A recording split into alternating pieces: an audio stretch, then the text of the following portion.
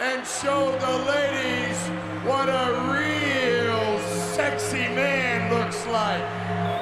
Look at Heenan, grabs the leg of the Warrior. And new Intercontinental Champion, ravishing Rick Rude. Yeah, Rude has defeated Nature Boy Ric Flair for the World Heavyweight title. Rick Rude appeared on both Raw and Nitro on November the 17th. A little surprising because we thought we had a deal with it. You know, and we all have our 15 minutes of fame. Unfortunately, though, he passes away on April 20th of 1999 of an apparent heart attack. Some people abuse alcohol, some people abuse drugs. It's just unfortunate, especially losing someone with a family, with a young family at such a young age. On 20th April 1999, Michelle Rude discovered the unconscious body of her husband, wrestling star Ravishing Rick Rude. Earlier that day, Rude had taken his son to school, attended a martial arts class, and hit some golf balls. The Ravishing One was planning a return to the squared circle, but an overdose of medications ended that and his life at the age of 40. A complex man, Rude played an arrogant heel who flaunted his good looks and chiseled physique while he worked his way to various championships. Behind the scenes of wrestling, Rude was known as a devout family man, someone fiercely loyal to his friends, and a tough guy who didn't back down from a fight. However, what led to the death of one of wrestling's greatest heels? Even now, there are various theories as to what happened. Was Rude pushing himself too hard in his bid to return to the ring? And was such a return even possible?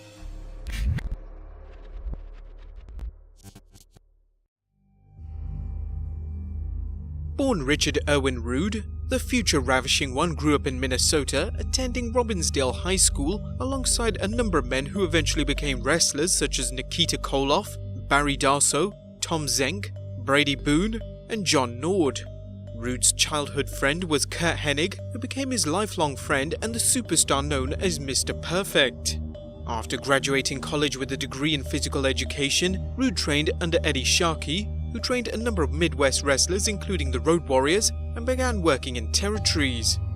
Rude also competed in arm wrestling, coming in 6th place at 1983's Arm Wrestling Championship in Las Vegas. Rude worked largely as enhancement talent until he focused success in Memphis wrestling as a member of Jimmy Hart's First Family heel faction. Success followed from there on, with a run in Championship Wrestling from Florida, followed by one in Fritz Von Erich's World Class Championship Wrestling. There, Rude became the promotion's first world champion before he hit the national scene, jumping to Jim Crockett Promotions, where he teamed with Raging Bull Manny Fernandez to win the NWA World Tag Team Championship. However, it was in the WWF where Rude became one of the top heels in the business. With Bobby the Brain Heenan managing him, Rude taunted the fans, mocking them for being out of shape and inviting women into the ring for him to kiss. Rude worked a famous program against Jake the Snake Roberts and even defeated the Ultimate Warrior for the Intercontinental Championship at WrestleMania 5. However, a reported pay dispute led to Rude jumping ship to WCW. There, Rude won a number of titles including the United States Championship and the WCW International World Heavyweight Championship. However, Rude suffered a career-ending injury in spring 1994 against Sting during a match in Japan and was forced to retire.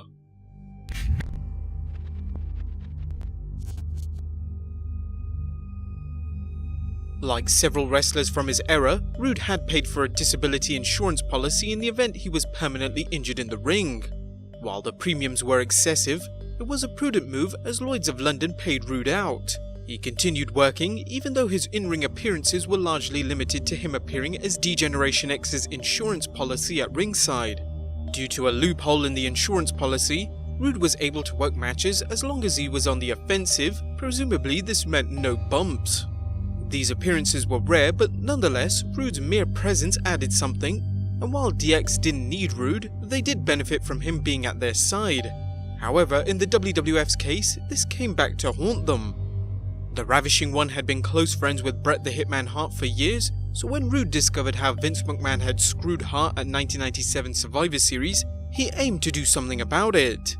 While many wrestlers threatened to quit the company in protest, Rude did even more, sticking it to McMahon in the pocketbook by showing up live on Nitro the same night he was appearing on a taped episode of Monday Night Raw.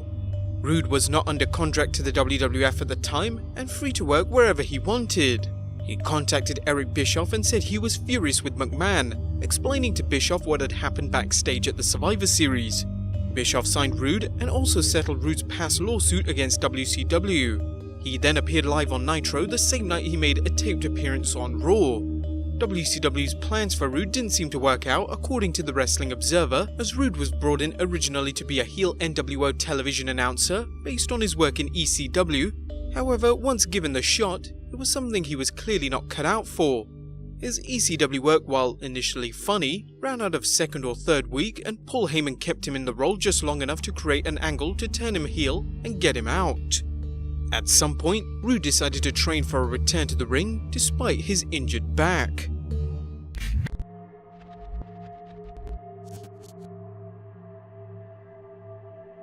Rick Rude was known as a family man, but that didn't mean he led a saintly life.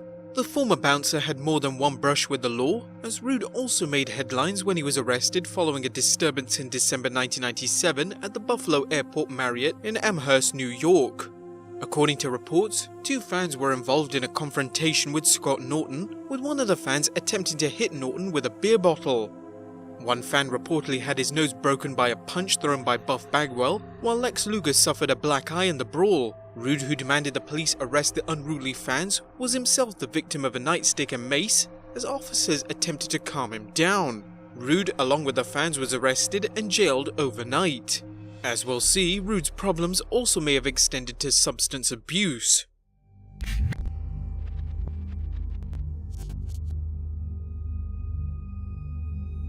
Rude set out for a return to the ring. Shortly after his death, the Wrestling Observer newsletter reported, according to friends, Rude had been training intensely for a comeback, even though no such deal was specifically on the table. He was in the process of building a new home on 20 acres in Rome, Georgia, and talked of opening a pro wrestling camp on the property. He had just purchased a new truck. He was about 255 pounds and looking almost as muscular as ever, at a considerably higher body weight than during most of his career, up until a recent bout with pneumonia caused him to drop nearly 40 pounds. At the time of his death, he had gained some of the weight back and was in excess of 235 pounds. During his career, his weight generally varied from as low as 205 off steroids to about 235. While Rude wanted to return to the ring, the question is whether he could have found work. Consider Rude's Lloyd's of London policy would have required a promotion to buy it out. According to Eric Bischoff, Rick, like a lot of wrestlers at the time, Lloyd's of London was offering to cover professional wrestlers, so if they got hurt in the ring and could no longer perform, there would be a pretty sizable payout. Lloyd's of London stopped doing that many years ago, because you can imagine the abuse and you get wrestlers in a situation where there is a huge payday at the end. You can imagine there were any number of attempts to take advantage of that situation. Now Rick had gotten hurt and Rick had a Lloyd's of London policy, and I don't remember how much it was, but there was a sizable payout made to Rick Rude by Lloyd's of London. When you look at those payouts, you could never wrestle again. As we discussed previously, Lloyd's of London no longer issues disability policies to professional wrestlers. However, there was an option for Rude to return to the ring. According to Eric Bischoff, Rick wanted WCW to pay off Lloyd's of London so that Rick Rude could get back in the ring again. I couldn't make that happen even if I wanted to, which I didn't, but even if I really wanted to make that happen, the people I would have to answer to at Turner Broadcasting, first of all, forget about the financial implications of it, which were astronomical. There was legal exposure and there was a ton of risk. What if he got re-injured? In Rick's mind, I could just wave a magic wand and write a check and make anything happen. That just wasn't the case, because I think he was angry or frustrated at me. I'm sure his family heard about it. I can only imagine the light I was put in, because I wouldn't let Rick get back in the ring. Indeed, Bischoff's refusal led to heat between him and Rude, and Bischoff was asked to leave Rude's funeral due to the apparent bad blood. With WCW ruled out, Rude was also considering a return to the WWE. Rude wanted to work a program with former Dangerous Alliance stablemate Stone Cold Steve Austin. However, Rude would have had to get a release from WCW if the WWF offered to bring him back. Would the WWF even have taken Rude back after he'd embarrassed the company?